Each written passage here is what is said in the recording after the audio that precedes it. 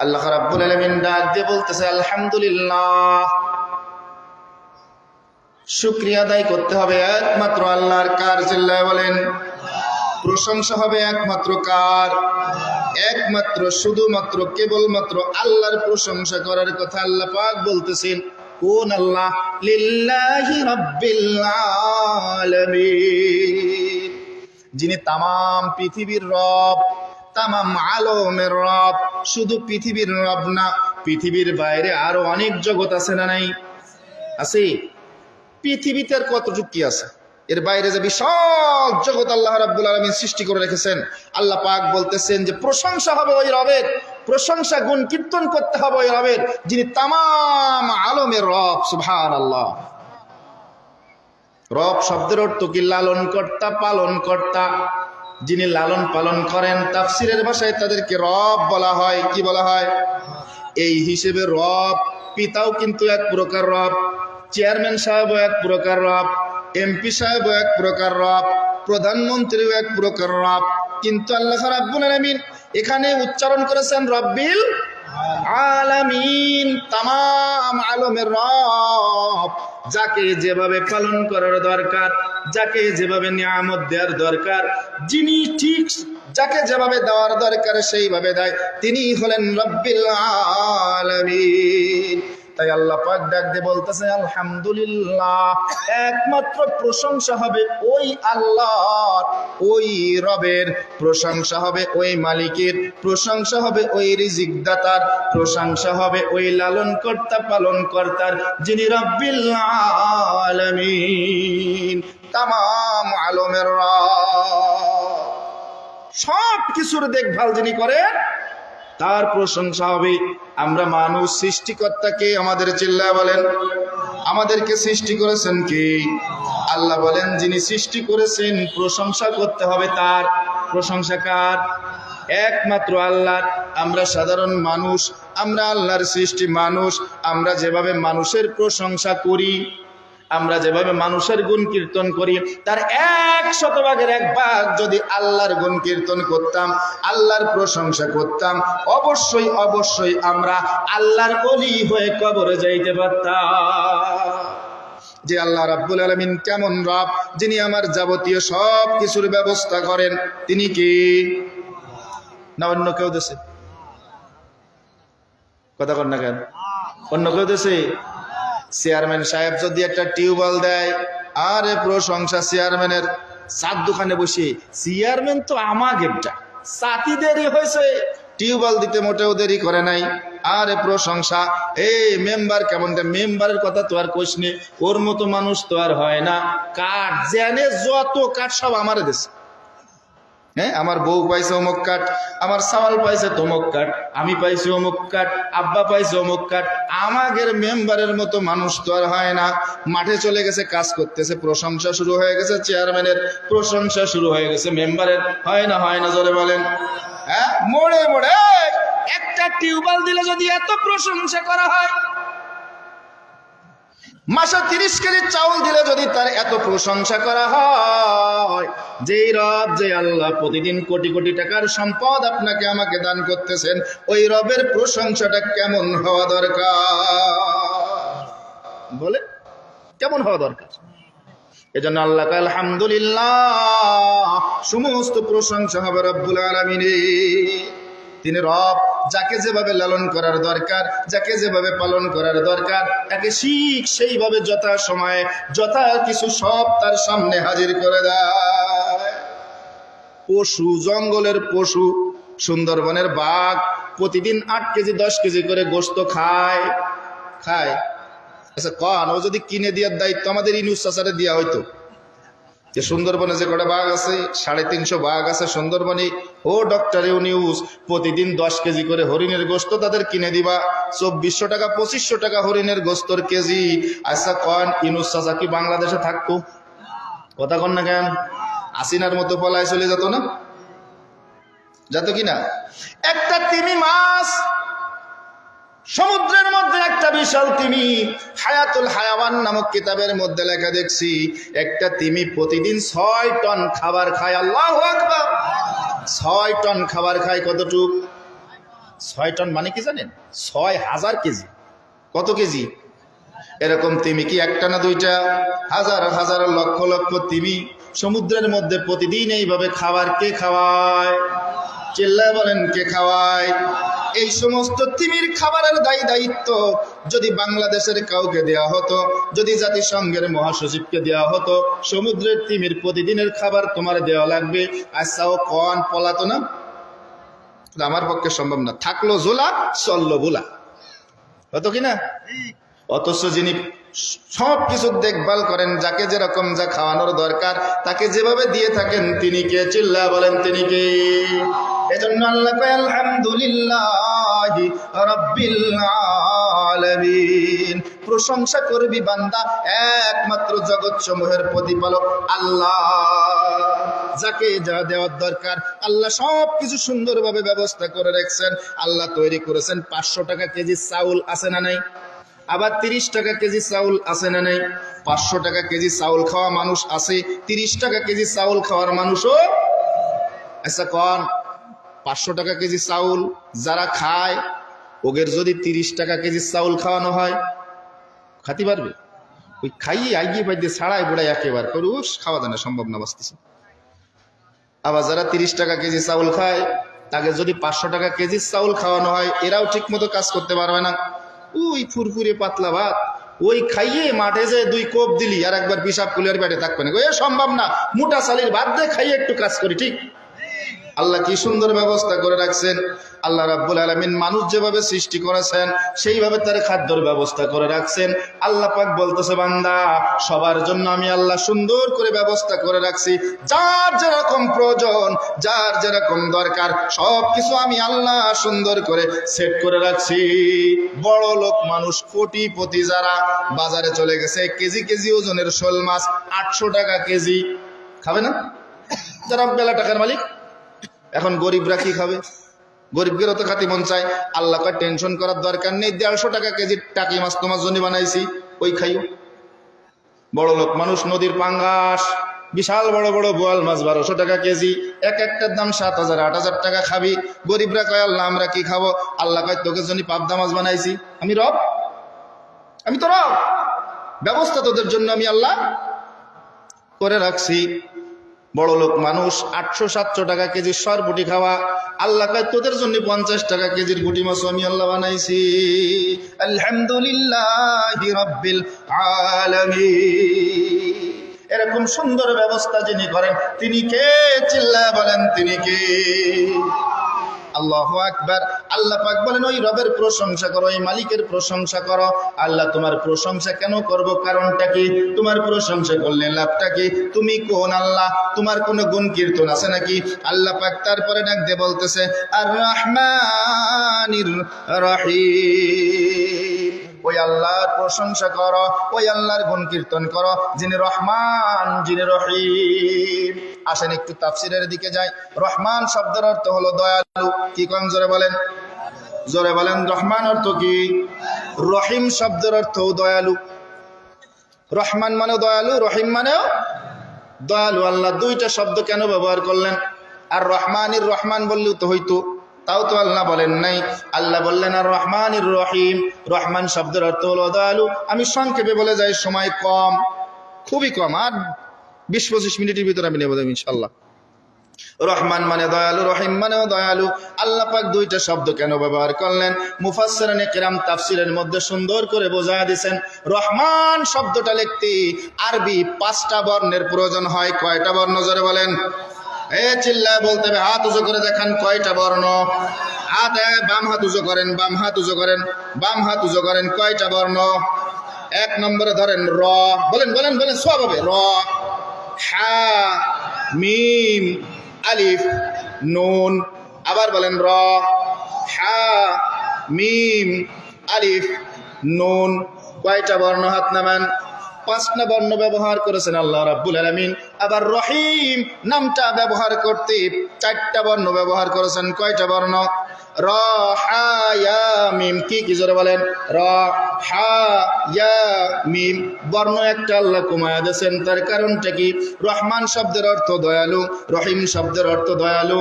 রহমান আল্লাহ রাব্বুল আলামিন ব্যবহার করেছেন নামটা। মুহাদ্দিসিনে কিরাম মুফাসসিরিনে কিরাম বলেন আল্লাহ দুনিয়ায় দয়ালু, আল্লাহ রহমান শব্দটা দুনিয়ার জন্য ব্যবহার করেছেন। দুনিয়ায় আল্লাহ পাক সবার জন্য ঢালাও ভাবে সমানভাবে দয়ালু।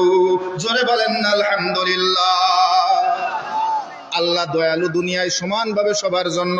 যে নামাজ পড়ে সেও আল্লাহর কাছে রাম খায়, যে নামাজ পড়ে না সেও আল্লাহর কাছে রাম খায়। যে আল্লাহর নাফরমানি করে সেও আল্লাহর টিউবওয়েলের পানি পান করে। যে আল্লাহর ইবাদত বন্দেগী করে, যে হজ করে সেও আল্লাহর টিউবওয়েলের পানি পান করে। ঠিক না? জোরে বলেন। সব সমানভাবে আল্লাহ দয়ালু। আল্লাহ পাক বলতেছে দুনিয়ার মধ্যে আমি তোমাদেরকে কিচ্ছু বলবো না, সবার উপরে আমি আল্লাহ রাব্বুল আলামিন আমার দয়াটা সুন্দর করে দেখায়া দিলাম।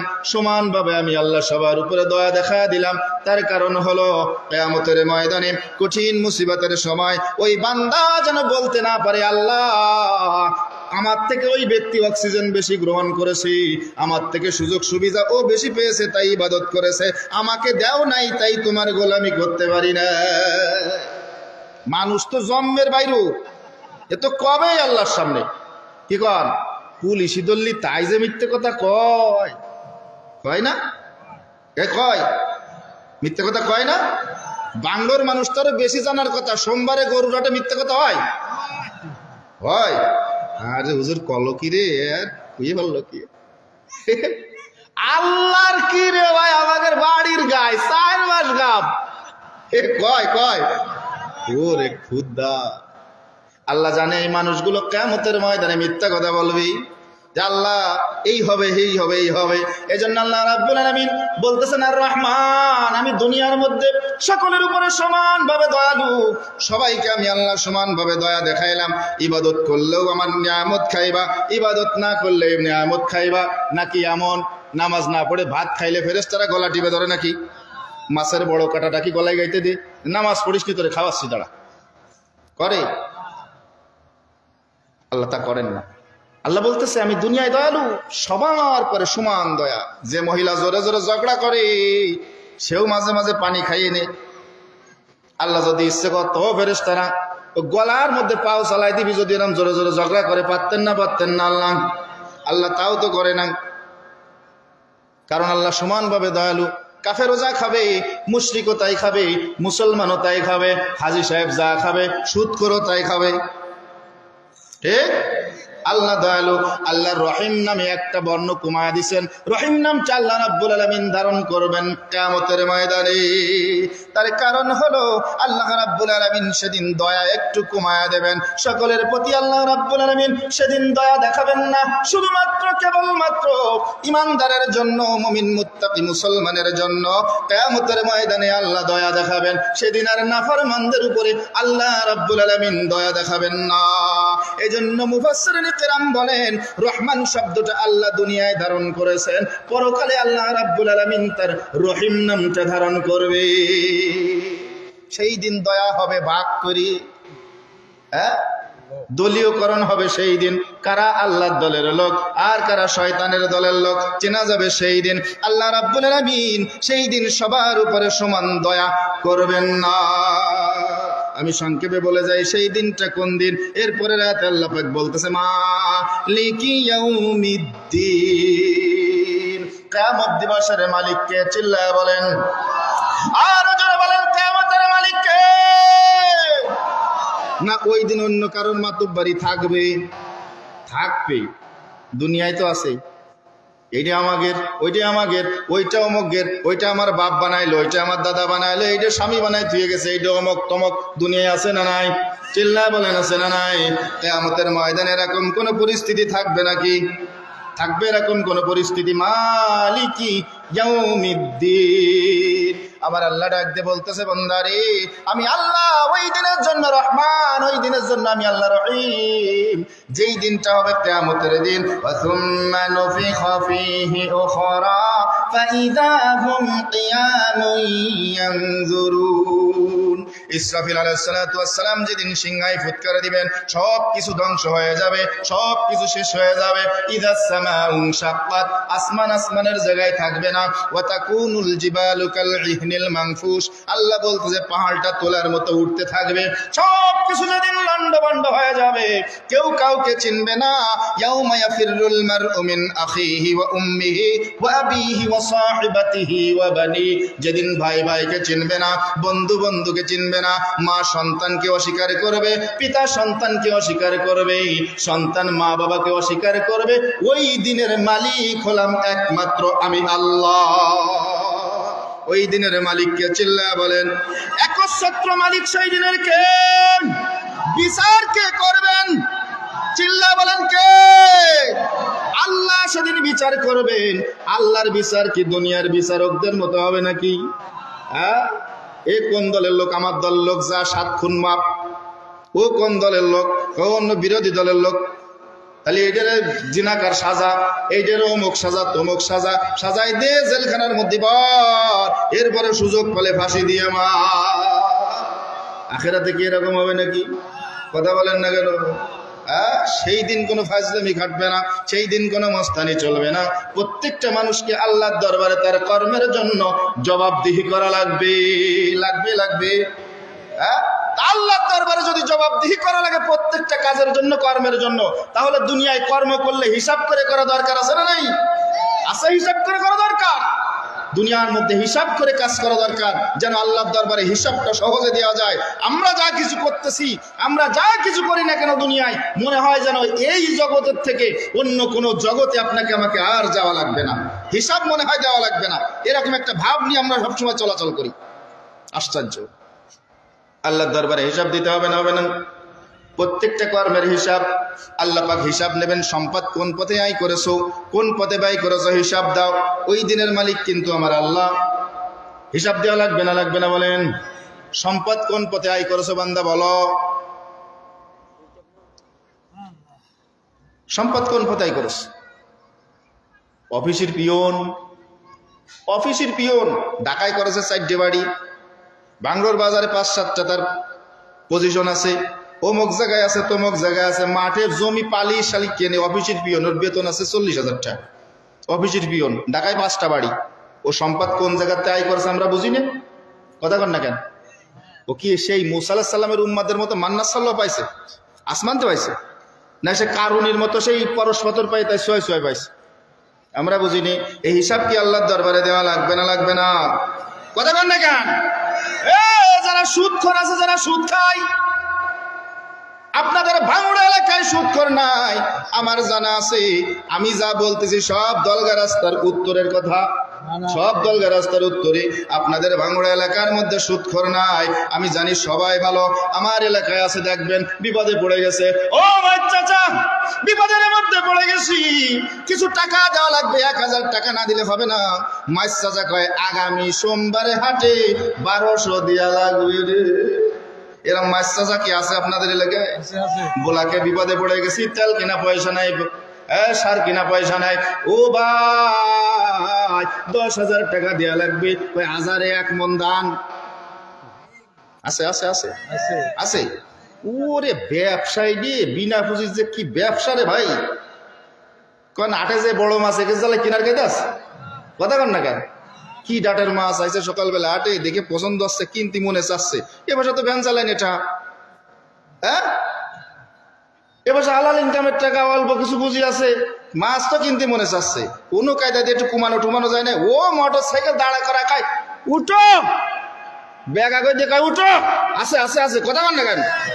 উঠো, এবার উঠো, কয় কত দেবো টাকা গুনের, কয় কত দেবো, কয় খোঁজ নিয়ে দেখেন, সবাই না, খোঁজ নিয়ে দেখেন ও কোনতে বড় হয়েছে, ও কোন গরিবের কোন জায়গায় টাকা নিয়ে আসে, ও কারে ফাঁকি দিয়ে টাকা নিয়ে আসে, কোথার থেকে যে মেরে নিয়ে আসে তার হিসাব নাই। এরকম আছে না নাই? কিয়ামতের ময়দানে আল্লাহ রাব্বুল আলামিন হিসাব নেবে, বান্দা কোন পথে টাকা ইনকাম করেছো, কোন পথে তুমি ব্যয় করেছো, হিসাব দিয়ে যাও। প্রত্যেকটা কর্মের হিসাব কিয়ামতের ময়দানে আমার আল্লাহর সামনে দেওয়া লাগবে না? লাগবে না? কথা বলেন, লাগবে আল্লাহর সামনে হিসাব দেওয়া? তা আল্লাহর সামনে যদি হিসাব দিতে হয়, হিসাবটা দুনিয়ার থেকে মিলাই নিয়ে যেতে হবে। কি হিসাব দিবেন আল্লাহর দরবারে কিয়ামতের ময়দানে? আমলের মধ্যে কি আছে? আল্লাহ যদি হিসাব করে, ও আব্দুর রহমান হিসাব দিয়া যাও, ও জরিনা সকিনা, ও ফাতেমা হিসাব দিয়া যাও। কি হিসাব দেবেন আল্লাহর দরবারে? এবার হিসাবটা মিলাই কবেন আল্লাহ, মহিলারা কবে আল্লাহ 24 ঘন্টার মধ্যে 8 ঘন্টা ছিল ঝগড়া, 2 ঘন্টা ছিল টেলিভিশন দেখা, তারপরে ছিল বাজার মাজার এদিক সেদিক ঘোরাঘুরি, এই সেই 7-5 আছে না নাই মহিলাদের মধ্যে? নামাজের কথা কবেন, নামাজ নাই। ভালো কথা কবেন, নাই। স্বামীর খেদমত নাই। বেরাকের অফিসাররা যে কি খেদমত করে, ওরে সর্বনাশ। আছে না? স্বামীর খেদমত নাই, স্বামী মাঠ থেকে আসছে, এই বোলাক লাগানোর সময় এখন একেবারে কাদা টাদা মাইকিয়ে চলে আসছে, ওনার তো মাথায় হুঁশ নেই, বোলাক করতে হবে, পানি ছাড়েছে, উনি তো খাটনি টাটনি করে বাড়ি এসে হাজির, ও সকিনা একটু পানি দাও। দেখতেছ না আমার কাজ রয়েছে, দেখতে পাচ্ছেন আমি কি বসে রয়েছি? কয় আমি কি বসে রয়েছি? দেখতে চাও না? একটু ডাইলে খাতে পারতে চাও না? বিকাল বেলায় সোমবার কিস্তির দিন চলে আসে অফিসার, মোটরসাইকেলে ফুক দিচ্ছে, উনি পাটি মাটি কনে ছিল, পাগল হয়ে গেছে। স্যার আইসা আছে আছে এরা মহিলা আছে, এবার এসে বলতেছে সকিনা একটু পানি দেওয়া যায়। স্যার শুধু পানি খাবেন কেন, দাঁড়ান, আপনার যদি বিস্কুটের ব্যবস্থাও আমি করে রেখেছি স্যার। হয় স্যার রে বেরাকের অফিসার রে, আরে কত যত্ন, অমুকরে কত যত্ন, দোকানে যে দোকানদারের সাথে আরে মিষ্টি গলায় গলায় কথা কয় মহিলা আছে, কি সুন্দর গলায় গলায় কথা কয়। বাড়ি আসলি, স্বামীর সাথে আসলি যেন এরকম লুহায়, জ্বালাই মেশিন যদি লুহায় ধরা হয় কিরম সারকে ওঠে না, ওরকম কিছু আছে। ওদিকে যাচ্ছি না, সময় কম। আল্লাহু আকবার। কিয়ামতের ময়দানের হিসাব আল্লাহর দরবারে দেয়া লাগবে না লাগবে না? আপনার আমার কর্মের হিসাব কি আল্লাহর দরবারে দেয়া লাগবে না লাগবে না? কি হিসাব দেবেন? কি মেলায় নিয়ে দুনিয়ার থেকে রওনা হয়েছে, একটু মেলানো দরকার। আল্লাহ যদি নামাজের হিসাব নাই, ডাক দে বলবো আল্লাহ যৌবন বয়সে তো নামাজ পড়ি নাই, 40 বছর বয়সে শয়তানি করার আর কোনো সুযোগ ছিল না, সব কিছু শেষ করে তারপরে নামাজ শুরু করেছি। নামাজের অবস্থা কি? আত্মায়াতু জীবনেও পড়িনি, দোয়ায় মাসুরা পারতাম না, দুরুদ শরীফ তা কোন সময় ভর্তি হয়, দোয়ায় কুনুত জীবনে বেতের নামাজ পড়িনি, তা দোয়ায় কুনুত আসতেছে গন্তে। এই হলো নামাজের অবস্থা।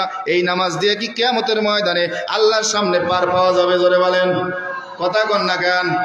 ওযু ছিল কি ছিল না তাও তো মনে নেই, নামাজে দাঁড়ায় গেছি, দুনিয়া এমন ভাবে আমার মধ্যে ঢুকে গেছে, আল্লাহু আকবার। 4 রাকাত হলো কি 3 রাকাত হলো, সালাম ফিরে তারপরে টেনশনে পড়ে গেছি, কয় রাকাত পড়লাম বলারটা মনে করতে পারতেছি না। হয় না? হয় না? এই তো হলো নামাজের অবস্থা। কি হিসাব দেবেন? এমন কোন কাজ, এমন কোন আমল দুনিয়ার জিন্দগিতে করে যাওয়া লাগবে আপনার আমার, যেই আমলের জন্য, যেই কাজের জন্য আপনি আমি কিয়ামতের ময়দানে নাজাত পেতে পারি। ঠিক কিনা ধরে বা? কিতাবের মধ্যে লেখেন আমিরুল মুমিনিন হযরত ওমর রাদিয়াল্লাহু তাআলা আনহু, তিনি যখন খলিফা ছিলেন, অর্ধ জাহানের বাদশা আমিরুল মুমিনিন সাহাবায়ে কেরামদেরকে নিয়ে, লোকদেরকে নিয়ে, মুসলমানদেরকে নিয়ে বয়ান করতেছেন। এমন সময় দেখা গেল কোথা থেকে একজন বৃদ্ধ ব্যক্তি, চাদর দিয়ে ঢাকা, একেবারে অতিশয় বৃদ্ধ ব্যক্তি ওমরের কাছে এসে হাজির হয়ে গেল। ওমর রাদিয়াল্লাহু তাআলা আনহু বৃদ্ধ ব্যক্তিকে দেখার সাথে সাথে তিনি তার আসন ছেড়ে উঠে দাঁড়ালেন, চেয়ার ছেড়ে উঠে দাঁড়ালেন। লোকজন আশ্চর্য হয়ে গেল, অর্ধ জাহানের খলিফা যার জন্য চেয়ার ছেড়ে উঠে দাঁড়ায়, তিনি নিশ্চয়ই সাধারণ কোনো মানুষ হবেন না। আচ্ছা বলেন, এই মুহূর্তে প্রধানমন্ত্রী মনে করেন ডক্টর ইউনূস, প্রধান উপদেষ্টা চেয়ারে বসে আছে, কাউকে দেখে তিনি চেয়ার ছেড়ে উঠে দাঁড়ালেন, তাহলে আমরা কি বুঝবো? উনার থেকেও সম্মানিত কেউ হবে। অর্ধ জাহানের খলিফা ওমর রাদিয়াল্লাহু তাআলা আনহু চেয়ার ছেড়ে উঠে দাঁড়ালেন। লোকজন বলতেছে আমিরুল মুমিনিন, বুঝলাম না ইনি কে, কোন সম্মানিত বৃদ্ধ যাকে দেখে আপনি চেয়ার ছেড়ে উঠে দাঁড়ালেন? ওমর রাদিয়াল্লাহু তাআলা আনহু ডাক দিয়ে বলেন, ও আল্লাহর নবীর সাহাবীরা, ও আমার সাথীরা, তোমরা কি নবীজির প্রিয় সাহাবী খাব্বাবের নাম তোমরা শুনেছো নাকি? হ্যাঁ ইয়া আমিরুল মুমিনিন, আমরা খাব্বাবের নাম শুনেছি। ইনি হলেন আল্লাহর নবীজির প্রিয় সাহাবী, কলিজার টুকরা হযরত খাব্বাব রাদিয়াল্লাহু তাআলা আনহু। কিতাবের মধ্যে লেখেন, হুজুর আসছে? আচ্ছা আচ্ছা, আলহামদুলিল্লাহ। কিতাবের মধ্যে লেখেন, লোকজন আমিরুল মুমিনের কাছে দরখাস্ত দিয়ে দিল, আমিরুল মুমিনিন, আমরা হযরতে খাব্বাবের জবান থেকে কিছু কথা আমরা শুনতে চাই, যেহেতু তিনি অনেক পুরাতন সাহাবী, নবীজির জবানের কিছু কথা তার থেকে আমরা শুনবো, ওনাকে বলেন। আমিরুল মুমিনিন ডাক দিয়ে বললেন, ভাই খাব্বাব, জনতার উদ্দেশ্যে আল্লাহর নবীর পবিত্র জবানের কিছু কথা আপনি আজকে আমাদেরকে একটু শোনান। হযরতে খাব্বাব ডাক দিয়ে বলে, ও ভাইরা, ও ওমরের সাথীরা, এতদিন পর্যন্ত আপনারা ওয়াজ শুনেছেন, আজকে আমি আপনাদেরকে একটু ওয়াজ দেখাতে চাই, আপনারা দেখবেন নাকি? খাব্বাব রাদিয়াল্লাহু তাআলা বলতেছে যে ওয়াজ তো এতদিন শুনলেন, আপনারা কি ওয়াজ দেখবেন? আচ্ছা বলেন, আজকে প্রধান অতিথি এসে যদি বলে যে কিছুক্ষণ আগে ওয়াজ তো আপনারা শুনলেন, ওয়াজ 2-3 জন বক্তা ওয়াজ করলো, এখন আপনারা কি ওয়াজ দেখবেন? আপনারা কি বলবেন? হ্যাঁ, যে ওয়াজ তো সারা জীবন শুনি আসতেছে, একটু দেখে যায়। হ্যাঁ, জনতা ডাক দিয়ে বলতেছে, অবশ্যই আমরা ওয়াজ দেখতে চাই। কি ওয়াজ দেখাবেন আপনি? দেখান। কিতাবের মধ্যে লেখেন, হযরত খাব্বাব রাদিয়াল্লাহু তাআলা আনহু উঠে দাঁড়ালেন, ডাক দিয়ে বললেন, ও আমার সাথীরা, আল্লাহর নবীর সাহাবীরা, বেয়াদবি নিবেন না, আমি আপনাদের দিকে আমার পিঠখানা একটু মেলিয়ে ধরতে চাই। হযরতে খাব্বাব আস্তে আস্তে উঠে দাঁড়ালেন, শরীর থেকে যখন চাদরটা আস্তে আস্তে নামায় দিলেন, নামায় দেওয়ার সাথে সাথে লোকজন তাগা আছে, দেখে হযরতে খাব্বাবের পিঠের মধ্যে গোশত বলতে কিচ্ছু নাই, হাড্ডিগুলো বের হয়ে আছে, ওর ভিতরে পোকাগুলো কিলবিল কিলবিল করতেছে। জনতা ডাক দিয়ে বলে, খাব্বাব, ব্যাপার কি ভাই? এমন অবস্থা কেন তোমার? এমন রোগী আমরা জীবনে কোনোদিন দেখি নাই, এরকম অবস্থা কেন? হযরতে খাব্বাব আর চোখের পানি গুলো ধরে রাখতে পারলেন না, এতিমের মতো দা দা করে চোখের পানিগুলো ছেড়ে দিলেন। ডাক দিয়ে বললেন, ও ওমরের সাথীরা, তোমরা কত সহজে ইসলামটাকে পেয়েছো, এখন তোমরা মসজিদে নববীতে আজান দাও, হাজার হাজার মানুষ জামাতে নামাজ আদায় করো, তোমরা মাইকে প্রচার করো, তোমরা দেশ বিদেশ ইসলাম প্রচার করো, কেউ তোমাদেরকে কিচ্ছু বলে না, তোমরা কোরআন প্রচার করো, মাদ্রাসা করো, কেউ তোমাদেরকে কিচ্ছু বলে না। কিন্তু আমি খাব্বাব যেদিন ইসলাম গ্রহণ করেছিলাম, আমি যেদিন ইসলাম গ্রহণ করেছিলাম, আমি একজনের গোলাম ছিলাম, আমার মালিক বুঝতে পেরেছে খাব্বাব ইসলাম গ্রহণ করেছি, ডাক দিয়ে বলতেছে, খাব্বাব রে, মুহাম্মাদের কলেমাকে গ্রহণ করেছিস? মালিক, মুহাম্মাদের কলেমা গ্রহণ করেছি। কেন রে খাব্বাব, মুহাম্মাদের কলেমা কেন গ্রহণ করলে? খাব্বাব ডাক দিয়ে বলে, মালিক রে, আমার মাও নাই, আমার বাবাও নাই, দুনিয়ার জমিনে আমার আপন বলতে কেউ নাই, দুনিয়ার জমিনের মধ্যে এমন একজন আপন ব্যক্তির সন্ধান পেয়েছি, যেই ব্যক্তির কাছে গেলে মা বাবার কথা মনে থাকে না, যেই ব্যক্তির কাছে গেলে খোদার কথা আমাদের মনে থাকে না, এমন ব্যক্তির কাছে যে তার ইসলাম গ্রহণ করেছি। মালিক বলতেছে, খাব্বাব রে, এই মুহূর্তে তোর অপশন আছে দুইটা, এক, মুহাম্মাদের ধর্ম ফেরত দিয়ে আয়, দুই, জীবন দেওয়ার জন্য প্রস্তুত হয়ে যা। কোনটা করবি বল? মুহাম্মাদের ধর্ম কি ফেরত দিবি না জীবন দিয়ে দিবি বল? আমরা হলে কি বলতাম? মিছিলি গেছে, অমুকদের বিরুদ্ধে ডাইরেক্ট অ্যাকশন, ওরা যে দর মূল লাগে, টুপিটা খুইলে পকেটে তুই বাসমা ফিরে দৌড়, আরে দৌড়, জিহাদ করতে গেছে। আচ্ছা দেখছি তো এরকম, না দেখে করছি নাই, জিহাদ করতে গেছে। সাহাবায়ে কেরামের ঈমান কি এমন ছিল নাকি? জোরাগান, তাদের ঈমান ছিল মজবুত ঈমান। খাব্বাব ডাক দিয়ে বলতেছে, মালিক রে, এমন কলেমা আমি গ্রহণ করেছি, এমন মধুর বাণী আমি গ্রহণ করেছি, ও মালিক, এই কলেমা ফেরত দিয়ে আমার পক্ষে সম্ভব না। লাল চামড়ার চাবুক বের করেছে মালিক, পিটানো শুরু করেছে খাব্বাবকে, পিটাইতে পিটাইতে শরীরের চামড়াগুলো ছিঁড়ে ছিঁড়ে ছিঁড় করে রক্ত বের হয়। খাব্বাব শুধু আল্লাহকে ডাকে, আল্লাহ, এই মুহূর্তে তুমি আমাকে ধৈর্য ধারণ করার তৌফিক দান করে দাও। এত বড় বিপদের মুহূর্তে আল্লাহরে বলে না, কারে বলে না? জোরে গান। আর বাড়ি সাইডে ধান আইছে মহিলার, তাই সাথে যায় ফজর পড়িনি, জোর পড়িনি, আসর পড়িনি, মাগরিব পড়িনি, ঈশার সময় যায় পড়তেছে, তো পড়তেছে, সাওয়ালটাকে আসছে মা বাদ দিবা না, ঈশার নামাজ তো মোটে কয় রেখা, তাতে ভুড়েই যাচ্ছে, তাই চুপ কর, জোহর আসর মাগরিব সবাই একসাথে পড়তেছি, করে না? হ্যাঁ, আল্লাহু আকবার। কিসের মুসলমান? কি জবাব দেবা কিয়ামতের ময়দানে? মাগো খাব্বাব রাদিয়াল্লাহু তাআলা আনহুকে প্রহার করা হয়, মারা হচ্ছে। খাব্বাব রাদিয়াল্লাহু তাআলা আনহু বলেন, এরপর আমি ইসলাম ছাড়ি নাই, ইসলামকে মহব্বত করে রাখছি। এক সময় আমার মালিক যুবকদেরকে ডাক দিল, যুবকেরা রে, একে পিটাইলে হবে না, এই খাব্বাবকে জীবন্ত দুনিয়ার জমিন থেকে জীবন্ত পোড়ায় সারখার করে দেওয়া লাগবে।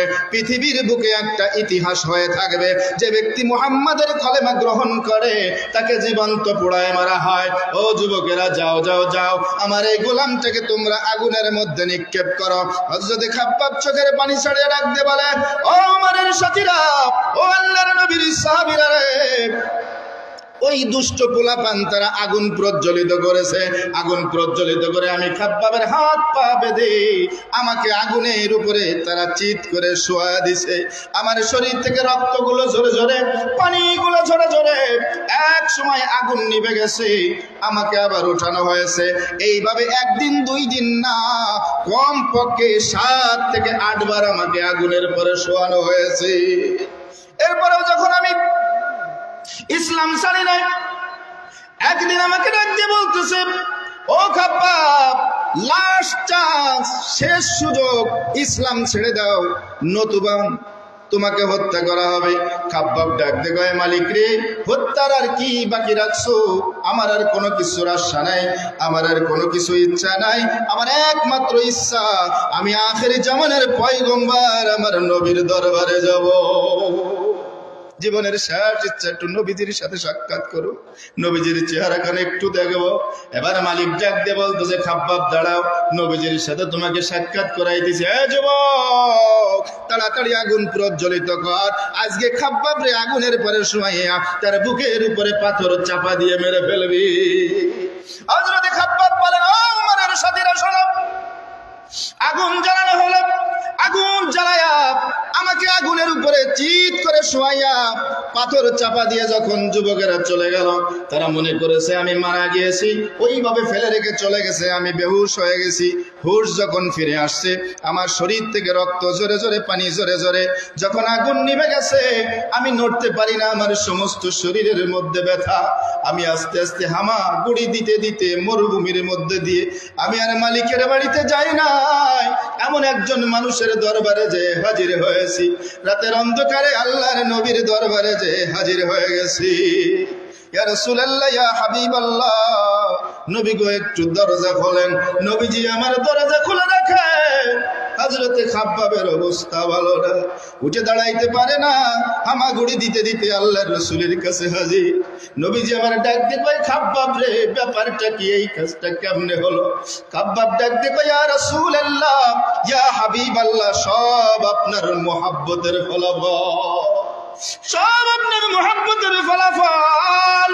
ইয়া রাসূলুল্লাহ, ইয়া হাবিবাল্লাহ, নবী গো, কিয়ামতের ময়দানে আপনার জবান থেকে শুনেছি, যেদিন ভাই ভাইকে চিনবে না, বন্ধু বন্ধুকে চিনবে না, নবীরা পর্যন্ত উম্মত বলে যাবে, ইয়া রাসূলুল্লাহ, ইয়া হাবিবাল্লাহ, আপনার পবিত্র জবান থেকে যদি একটু শুনতে পাইতাম, সেই কিয়ামতের কঠিন ময়দানে আপনি আমি খাব্বাব রে ভুইলা যাবেন না, আমি খাব্বাবের অন্তরের মধ্যে একটু শান্তি পাইতাম। নবীজি আমার খাব্বাবরে বুকের সাথে জড়ায় ধরে ডাক দিয়ে বলতেছে, রে খাব্বাব, শান্ত হ, আমি আখেরি জামানের পয়গম্বর, তোর সামনে ওয়াদা করলাম, কিয়ামতের ময়দানে আমার আল্লাহর কাছ থেকে তোরে আমি চেয়ে নেব। সুবহানাল্লাহ। হযরত খাব্বাব রাদিয়াল্লাহু তাআলা আনহু যখন এই বর্ণনা দিচ্ছেন, সাহাবায়ে কেরাম হাওমাও করে কাঁদতেছেন। এমন কষ্ট কোন মানুষ করে? ওমর রাদিয়াল্লাহু তাআলা আনহু ডাক দিয়ে বলতেছে, ভাই খাব্বাব, এখন ইসলামের বিজয়, আমাদের টাকা পয়সার অভাব নাই, চিকিৎসার অবস্থাও মোটেও খারাপ না, বড় ভালো। ও ভাই খাব্বাব, আপনি যদি একটু অনুমতি দিতেন, আপনার উন্নত চিকিৎসার জন্য আমরা একটু ব্যবস্থা করতাম। হযরত খাব্বাব ওমর রাদিয়াল্লাহু তাআলা আনহুকে বুকের সাথে জড়ায় ধরছে, রে ভাই ওমর, তুমি তো আল্লাহর নবীর বড় কাছের সাহাবী।